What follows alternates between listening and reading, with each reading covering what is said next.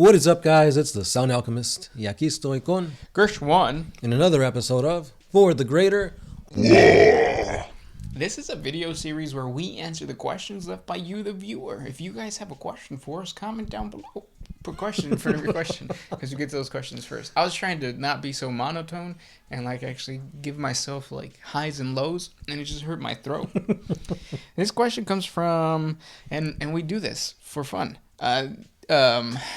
This question comes from Somers Matthews. Is there any chance that there is some human faction that is not Imperial or Chaos that still has the technological magnificence of the Dark Age of technology, and where we're not destroyed by the Crusade or whatever? Probably not. It's not going to be something bigger than the Imperium, because the Imperium is massive within the galaxy. Bien chingón. Yeah.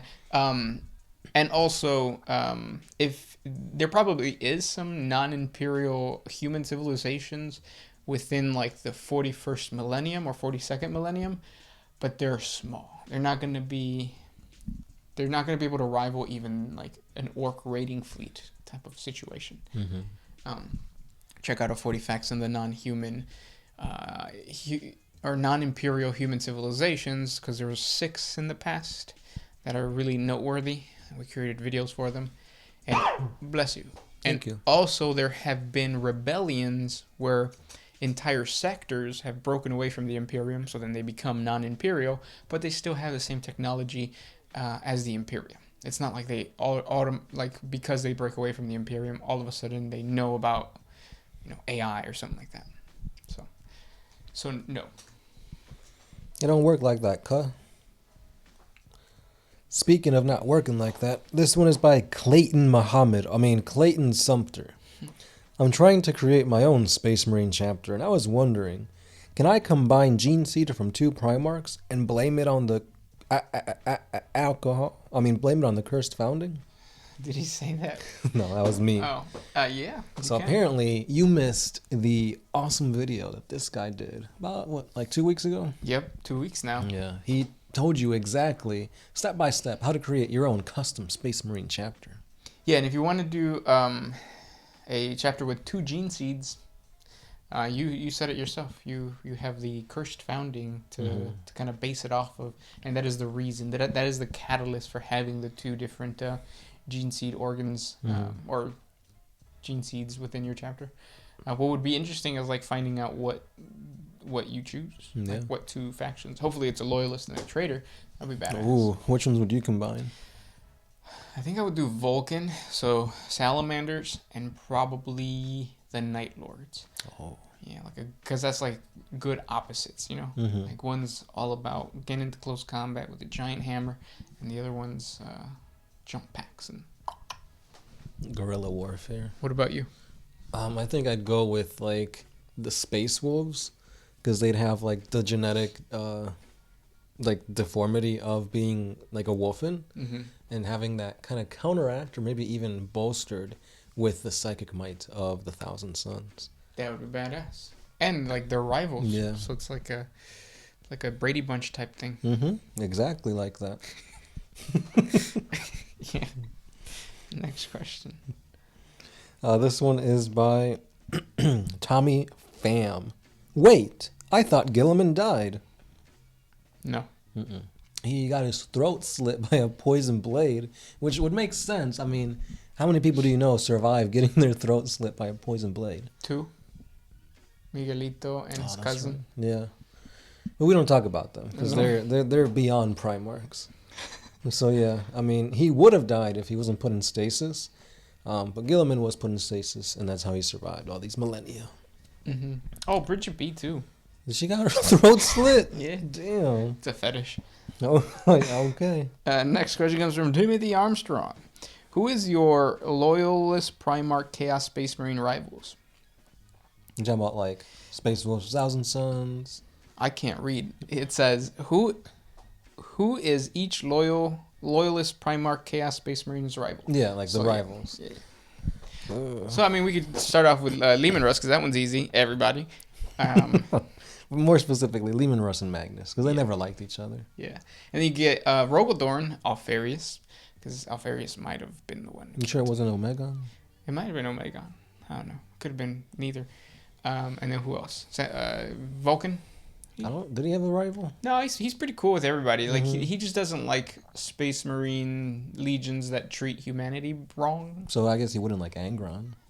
Yeah, maybe Angron. Oh, and there was also a rivalry between Lehman Russ and the Lion. Yeah. And Lehman Russ and Angron. Yep. And Lorgar. Jeez, yeah. That's what I'm saying. Lehman Russ hates it, or he just like picked fights with everybody. And then who are the other ones? So Mortarion, Kurz. Kurz doesn't really have a rival.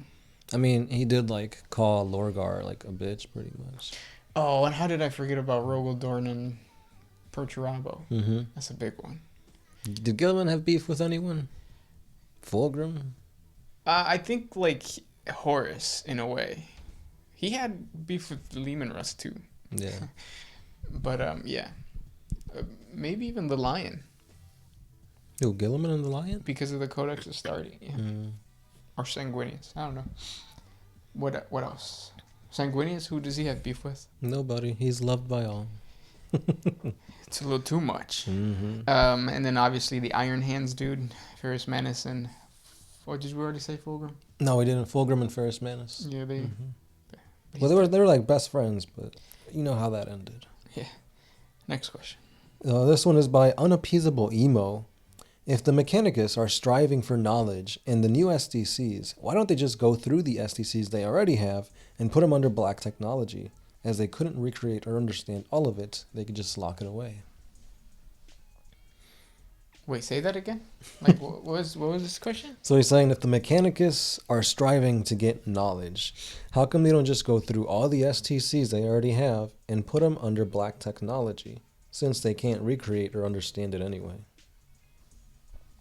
So you're saying they don't understand the technology, so just lock it away? Yeah, I don't know why that's a thing. I don't get it. I don't know, man. I think I'm just not here all the way. So I can't grasp that. And then there's something moving on the screen. It's like snakeskin almost. I know, but it's like, ooh, I bet you that's what Magnus the Redskin is like. Magnus the Red. Exploding Whack Ninja. What was AC Family? So AC Family is still a thing. So it is Ants Canada, AC. Ants Canada, and it was just it is a really cool series where the guy, it's a YouTube channel. Yeah, he has like, what Ants. are they called? Ants. Well, no, but like what are they're terrariums, right? He has a bunch of terrariums with like different types of ants. So he has like, he even has termites and water lizards and all this other shrimp, scrimp, chicken. Next question comes from Lone Goat 81. Could Lorgar still be worshipped, or could Lorgar still be worshipping the Emperor if he returns as a follower of the Imperial Creed? Could that cause a religious civil war? So what's interesting is that Lorgar, in a way, is the reason why the Emperor is becoming a god. So it's almost like not even a self-fulfilling prophecy, but it's like he created the Emperor. So yes, I still think that there is a chance for him to worship the Emperor to the point where it's like, he's like, see, I told you so. I told you were going to be a god. Now you are a god. But as far as a civil war when he comes back, no, I don't think so. Because the Imperium already sees the god Emperor as a god. So it's more of like, it's because he is the author of the Lectitio Divinatis too, so he's the one that created the Imperial Creed. The Civil War wouldn't really happen. They would just see him as like another Primarch, I guess. If that makes sense. I can dig it. Next question. This one is by Mr. Smith. So I've listened to you guys for a while now, and because of you, I really enjoy the lore and the images of Warhammer 40K. Oh, okay. Let's taking a turn in a different direction. I thought something else. He was going to say something else. His question is, I thought that the Emperor was trying to get rid of all religion, and thus the belief in God. At the very beginning of his crusade, it's ironic that religion is basically holding the empire together, and he's becoming a god. So, what does that say about religion for us now? I guess if you pray hard enough, you'll be a god.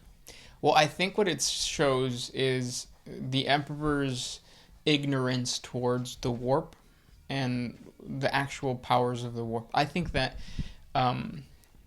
the Immaterium is, even though it's been 60 million years, it's still fairly childish in nature, like very chaotic, kind of all over the place.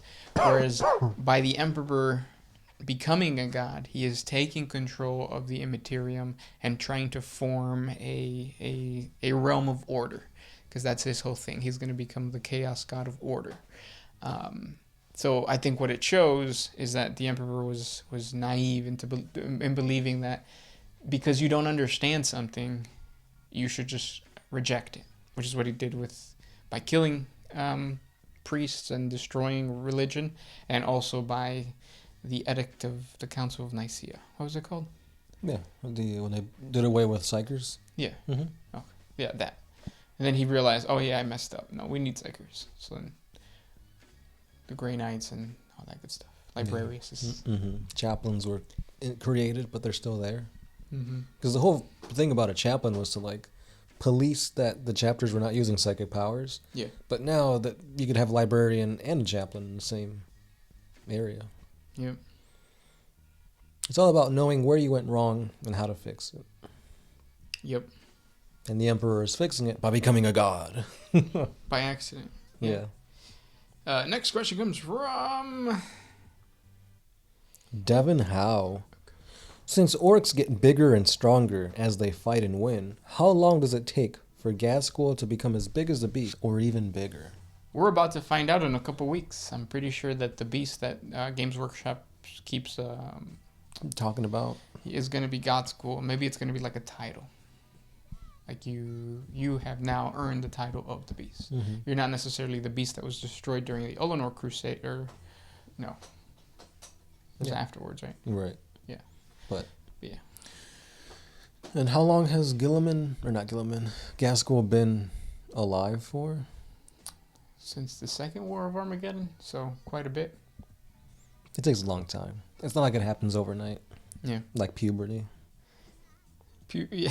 I'm still going through puberty. True. I'm not done yet. Next question. This one's by... Oh, we already did that one. So this one's going to be... oh, Jesus, never mind. This one is just going to be... Well, I got one from 40K Warrior Tuber. Has there been any other contact from another galaxy besides the Tyranids? Has there ever been any mention of any other galaxy besides the Milky Way galaxy? Okay, so as far as I know, there's been two major instances of knowing that there's other things outside of the galaxy. The first one was when the old ones left the galaxy. We don't know where they went to, but they did leave the Milky Way galaxy. And the second one is, of course, the Tyranids, which are coming from another galaxy and are invading the Milky Way.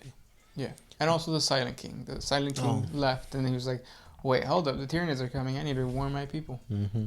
So who knows how long it took him. I wonder if he was chasing the old ones. Yeah. What a crazy turn of events if the Silent King is actually an old one. Since they were maybe he was trying to unite the old ones and the Necron tier, and he was a sleeper agent or something like that. Yeah. That'd be a big change. Mm-hmm. I don't think it'll happen though. I don't think we're gonna get lore for the old or the Silent King. Silent King in a long time. Oh, I think it's Necrons, isn't it? Aren't Necrons coming out with the orcs and space wolves? Really? I don't know. For the Psychic Awakening.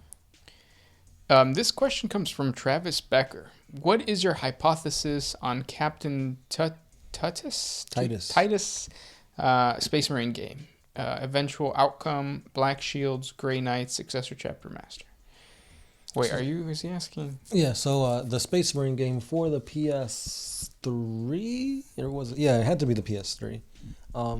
So it turns out that he was just a regular Ultramarine captain who, as the game progressed, spoiler alert, he found out that he was actually a psyker. Like, he had these awesome psychic powers, and I don't want to spoil the ending if you haven't seen it yet, but something happens that really changes his narrative. I would hope that he does elevate towards like becoming a Black Shield or being inducted into the Grey Knights, because that would maybe open up for Space Marine 2, and then you could have him doing like his thing with the Grey Knights or something like that, or maybe following a mission with the Black Shields. But as of right now, it's up in the air. And the whole thing with that, I don't think it's considered officially canon. So I don't know if they'll continue it or whatnot. So, Damn. That's another thing too, right? Like even the video games, it's like the things that happen in the video games aren't canon. right. Yeah. Yeah. And then last question, what do you have? This one is by Lone Goat 81. Could Lorgar still be worshipping the Emperor? If he returned as a follower of the Imperial Creed, could that cause a religious civil war? I think we already talked about that. Did we? Yeah. I have one from Pikachu Nut. Does Gilliman know about the month of shame? Or months of shame? What? No. I don't know about the months of shame. Because now I'm thinking of... Wait, is that... No, I can't remember. I'm not sure. We'll get back to you on that question. Yeah. Because I feel like it is a successor chapter, Ultramarine successor chapter thing. I'm not sure. But those were the questions for today. If you guys have more questions for us, comment down below. We enjoy answering these questions. You guys are awesome for listening. We can't believe that you guys stayed this long. Get to work, man. This is Gershwan. The Sound Alchemist. We are out.